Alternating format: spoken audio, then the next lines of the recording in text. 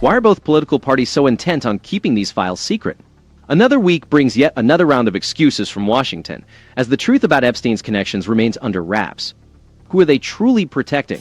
Hello, and welcome to That News Show, where we discuss the latest facts, fakes, and hypocrisy as reported by the legacy media. Let's roll the tape. Boston, BC reports that Elon Musk is stirring the pot on the Epstein case, suggesting that powerful people want the list of connections suppressed. But why is the truth about Jeffrey Epstein's connections still hidden from the public? If you dare to question this, you're labeled a conspiracy theorist. Despite years of promises, we're left waiting for answers as elite circles, both Democrats and Republicans, seemingly work to keep us in the dark. This issue goes beyond individual parties. It's about a system that protects itself, one that scoffs at transparency while expecting us to accept edited footage, missing files, and endless excuses. Let the show begin. About his one-time close friend, associate, the late child sex trafficker Jeffrey Epstein, the guy you see there on your screen hanging out with Trump. And yet everything Trump is doing is making people talk about it more. In fact, just an hour or two ago, Donald Trump fired an Epstein prosecutor. The Epstein scandal symbolizes how the political and media elite across all parties seem more focused on self-protection than on revealing the truth.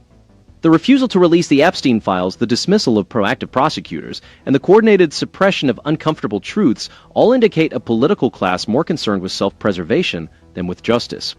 Only then can trust in our institutions be restored.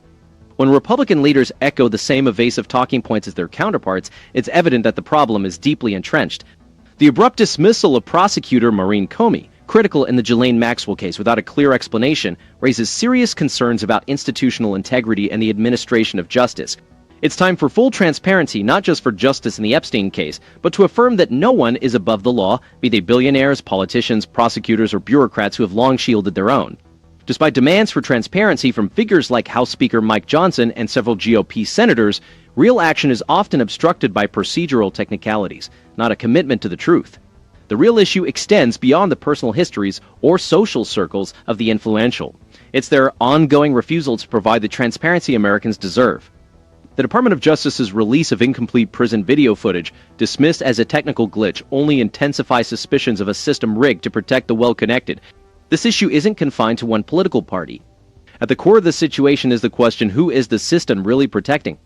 This swamp behavior deeply frustrates Americans across the political spectrum. As more facts emerge and the narrative becomes harder to control, they attempt to divert public attention, hoping interest will wane or shift to the next crisis. The establishment media has also played a role, selectively covering these scandals and often shielding favored politicians while downplaying evidence that implicates their allies. So why would you even want to see them? What could be in them? They're fabricated anyway and they don't exist. What's wrong with you? The thing is, it isn't really working. If you talk about this, I'm going to excommunicate you. Well, you're not the Pope, bro. Millions of Americans are not satisfied with what we've been told. And we shouldn't be, because it's been contradictory and insulting to our intelligence every step of the way. Trump should not be insulting and attacking the people who voted him in and supported him simply because they want answers on this notorious case of a high-profile individual. Why did they say there was thousands of hours of tapes of people doing horrible shit? Why did they say that? I can't reconcile this Donald Trump with the Trump that we're seeing right now. The refusal to release the full Epstein files, despite years of promises and political posturing, exemplifies how those in power manipulate narratives and expect passive acceptance. Anything less is an affront to the millions who demand the truth. The fact that prominent Republican leaders are distancing themselves from the administration to demand accountability underscores the widespread frustration. The narrative shifts from technical glitches to system resets to outright denials, insult the intelligence of the American public. The ongoing stonewalling erodes trust in our institutions, from Congress to the courts to the Department of Justice. Founded on the principle that no one is above the law, our country must adhere to this standard. Instead, they underscore a perception that the political elite, regardless of party, are protecting their own. Yet we continue to see procedural delays, finger-pointing, and attempts to silence those seeking the truth. The constant contradictions, missing footage, and abrupt dismissal of a lead prosecutor do not reflect a justice system committed to transparency. This issue goes beyond any single administration or scandal. It's indicative of a deep-seated corruption that has plagued our institutions for decades, perpetuated by both Democrats and Republicans who preach transparency but fail to deliver when it matters most. It's evident that both the political and media establishments prefer to distract and divide rather than address the uncomfortable truth. A two-tier justice system exists, protecting those with the right connections from scrutiny. Now is not the time for partisan games or protecting the untouchable. To restore faith in our system, every involved name, document, and hour of footage must be disclosed, no matter the discomfort it may cause the ruling elite. And now they're wondering why Trump has changed his tune, including disgraced former Trump National Security Advisor Mike Flynn. In a long post on social media today, Flynn practically begged Trump to change tactics and release more Epstein files. Quote, if there are elites inside of our country that committed crimes against children, shame on them, and they must be held accountable. Even Republican House Speaker Mike Johnson has, at least rhetorically, in his words, if not his actions, split from Trump on the Epstein case. This selective reporting encourages conspiracy theories rather than debunking them.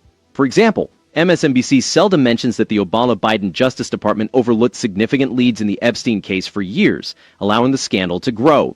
Only by posing challenging questions to all parties and avoiding the role of a globalist establishment mouthpiece can they hope to restore their credibility. Their reporting often blurs the line between speculation and fact, particularly concerning the so-called Epstein client list. Instead, MSNBC focuses on Republican internal conflicts, ignoring similar evasions by established Democrats. The real issue extends beyond internal Republican disagreements to a broader bipartisan reluctance within the political class to disclose the truth. They neglected to mention that figures like Speaker Mike Johnson and several GOP senators have advocated for the release of all relevant files, reflecting a widespread demand for accountability that go beyond partisan politics. For instance, they frequently replay edited footage of Epstein's prison cell without discussing the forensic evidence that suggests tampering or the DOJ's lack of explanation about these discrepancies. The mainstream media, particularly MSNBC, needs to hold every administration accountable, not just the ones they oppose. Despite the Department of Justice confirming the absence of such a list, MSNBC continues to highlight unverified claims from anonymous sources and social media, adding to public confusion rather than clarifying the facts. This approach not only undermines trust, but also fails to accurately inform viewers about the ongoing investigation.